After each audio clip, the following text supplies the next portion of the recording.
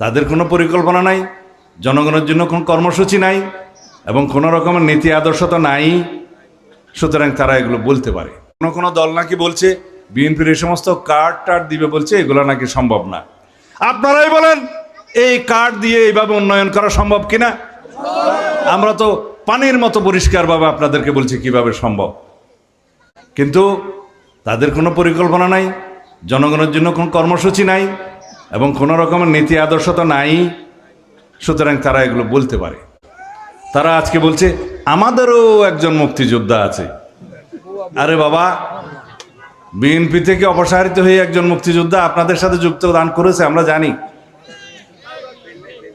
কিন্তু আমাদের পুরা দলটার প্রতিষ্ঠাতাই তো মুক্তিযোদ্ধা। এই দলের সবচাইতে বেশি সেক্টর কমান্ডার এবং মুক্তিযোদ্ধার অবস্থান। আমাদের দলটাই তো মুক্তিযুদ্ধের সপক্ষের দল, আমাদের দলটাই তো স্বাধীনতার সপক্ষের দল। আমরা এই দেশের মাটি ও মানুষকে ধারণ করেই তো আমরা দলটা করি। সুতরাং কেউ যখন বলে আমাদেরও একটা মুক্তিযোদ্ধা আছে, অতএব আপনাদের কোনো মুক্তিযোদ্ধা ছিল না, এখন নতুন করে একজন যোগদান করিয়েছেন, ভালো।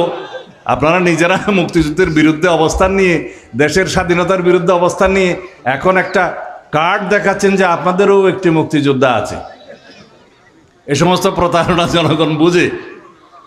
যিনি আপনাদের জোটে যোগদান করেছেন তিনি অবশ্যই একজন প্রখ্যাত মুক্তিযোদ্ধা, কিন্তু সাইনবোর্ড দেখানোর জন্য একজন মুক্তিযোদ্ধাকে দলে ভিড়িয়ে এই দেশের মানুষকে প্রতারিত করতে পারবেন না। কারণ আমাদের দলের সবাই মুক্তিযোদ্ধা, আমরা দেশপ্রেমিক, আমরা এই দেশের পক্ষের শক্তি। আর যেই দলের ইতিহাসই হচ্ছে এই দেশের স্বাধীনতাই তারা চায় নাই, তারা কিভাবে মুক্তিযুদ্ধের সপক্ষে কথা বলবে? একজন মুক্তিযোদ্ধা উদ্ধার করে হাওলাত করে কি মুক্তিযোদ্ধার দল হওয়া যাবে?